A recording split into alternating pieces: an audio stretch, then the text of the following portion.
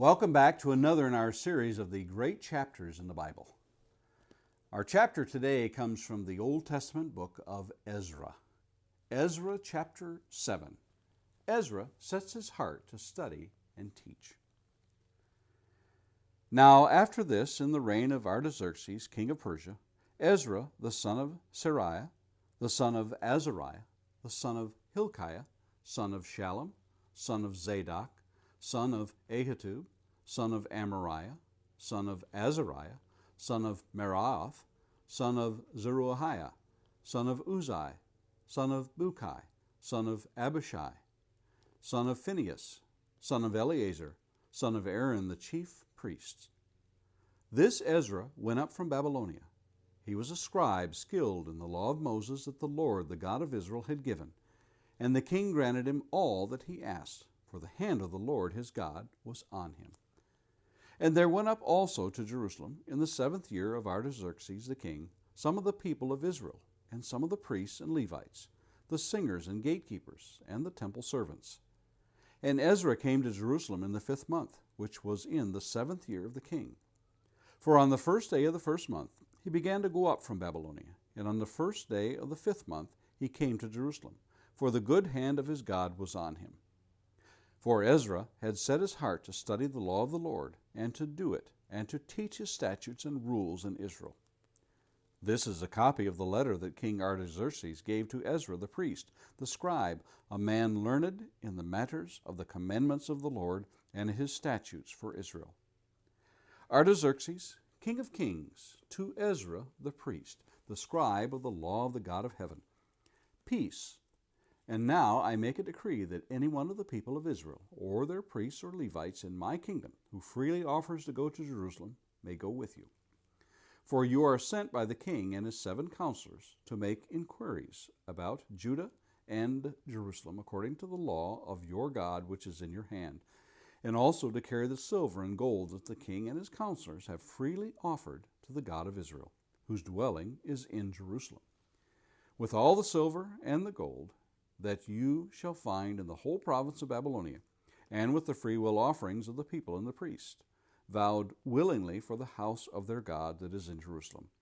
With this money, then, you shall with all diligence buy bulls, rams, and lambs with their grain offerings and their drink offerings, and you shall offer them on the altar of the house of your God that is in Jerusalem.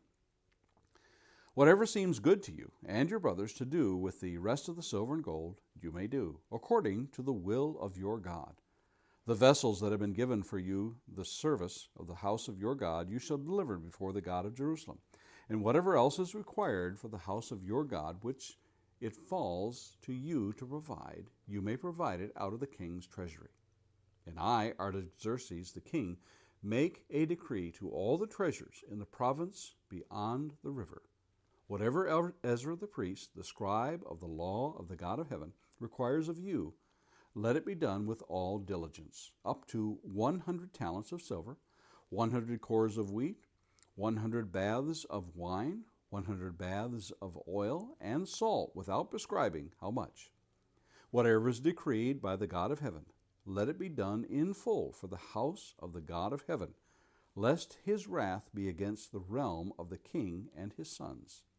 We also notify you that it shall not be lawful to impose tribute, custom, or toll on any one of the priests, the Levites, the singers, the doorkeepers, the temple servants, or other servants of this house of God.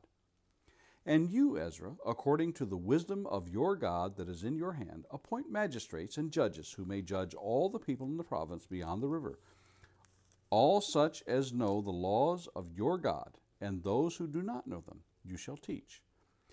Whoever will not obey the law of your God and the law of the king, let judgment be strictly executed on him, whether for death or for banishment, or for confiscation of his goods, or for imprisonment. Blessed be the Lord, the God of our fathers, who put such a thing as this into the heart of the king, to beautify the house of the Lord that is in Jerusalem, and who extended to me his steadfast love before the king and his counselors, and before all the king's mighty officers. I take courage, for the hand of the Lord my God was on me, and I gathered leading men from Israel to go up with me. If you think education is expensive, try ignorance. I saw that on a bumper sticker many years ago, and I've never forgotten it. I'll spend the next several minutes trying to convince you of the benefits of learning.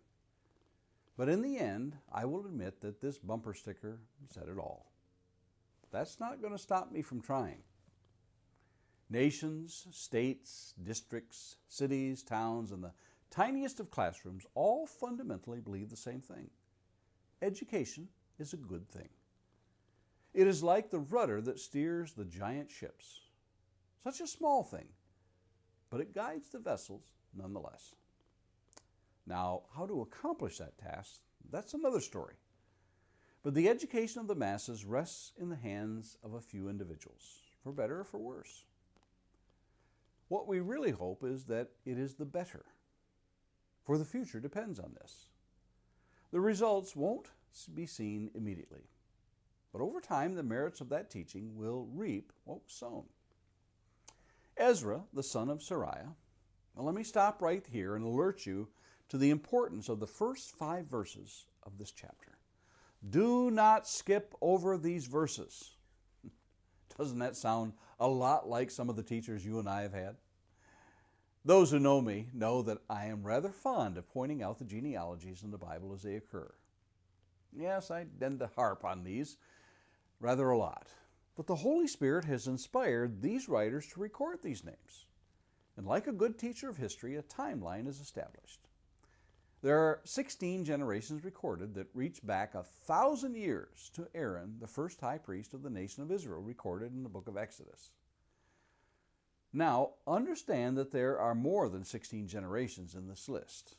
But in the realm of Hebrew history, to say that you are a son of someone may in actuality mean that that man is your grandfather or great-grandfather and so on. Much in the same way that someone might say they are sons of Abraham, even though they are separated by many generations and not a little time. Are you beginning to yawn yet? Have I lost you? Have you already turned the page or skipped this video altogether? Well, that's unfortunate, but it is to be expected. You see, it has always been that way. Remember when you were young and all you wanted to do was play? Well, while you and I were out playing, people like our doctors, our professors, our presidents, and professionals we count on to perform so many of our daily functions for us, they were inside studying. All that work they put into reading, studying, discovering paid off in their accomplishments. Now, that's not to say we didn't put in our time, but we didn't have the drive many of those listed had. But that's okay. Not everyone is a Rhodes Scholar. I wonder what little Ezra's friends were doing all the while that he was unrolling and re-rolling scrolls of the books of the law. All those countless hours when he sat at the feet of the rabbis listening intently. Maybe they were playing. Maybe they were slaves to their Persian masters. Yes, those whose hearts they were preparing for a life of work, play, servitude, or some other avocation were unaware that their friend, their neighbor, their fellow Jew in exile was to become one of the greatest scribes in the history of their nation, in the history of the world. Now we're told in Ezra chapter 7, verse 6, this Ezra went up from Babylonia. He was a scribe skilled in the law of Moses that the Lord, the God of Israel, had given. And the king granted him all that he asked, for the hand of the Lord his God was on him. Do not pass over this saying, for the hand of the Lord was on him. This phrase, the hand of the Lord or the hand of God and so forth, is found several times in this book. In chapter 7 alone, it's found in verse 6, verse 9, verse 28. And in chapter 8, it's found in verse 18, verse 22, and verse 31. But it is also found elsewhere in the Old Testament.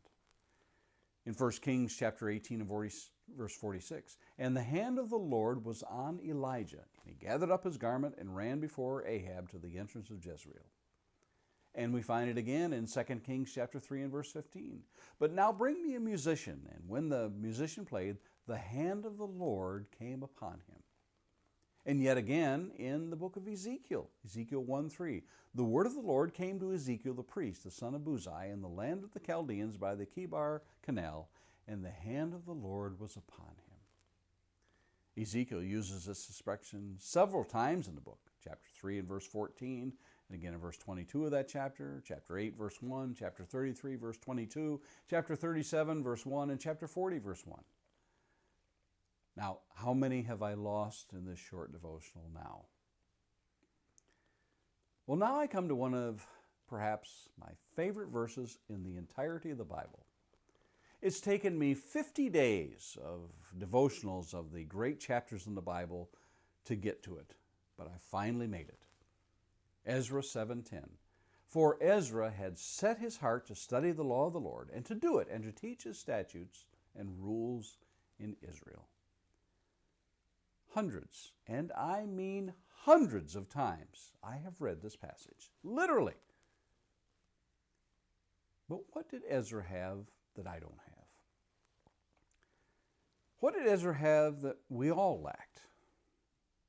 Listen closely, for I'm only going to say this several times. He doesn't have anything that you and I couldn't have if we only had the desire. That's all he did. That's all he did. All he did was set his heart to study. Now, isn't that easy? Well, for just 10 minutes a day, you could be like Ezra. Don't fool yourself. 10 minutes a day is precisely why we will never be like Ezra. No, this is not a hobby. It's a lifestyle. This is a vocation, not an avocation. This is a burning desire in the heart, not a fad du jour. This is all-consuming. It's more than a hearty amen to a bumper sticker that says, if you think education is expensive, try ignorance. It is rolling up your sleeves and getting to work. Do you think James says in his letter in the New Testament in James chapter 4 and verse 8, draw near to God and he will draw near to you? What are the implications of this? Would you like to know what it feels like to draw near to God and have him draw near to you? Wouldn't you like to know what the hand of God feels like upon you? It can't happen by giving your spare time to God. Think about what Paul told Timothy in 2 Timothy chapter 2 and verse 15. Be diligent to present yourself approved to God, a worker who does not need to be ashamed, rightly dividing the word of truth. Well, which did you find was easier to digest? The bumper sticker or my rambling? And Lord willing, let's meet here again tomorrow and look at another of the great chapters in the Bible.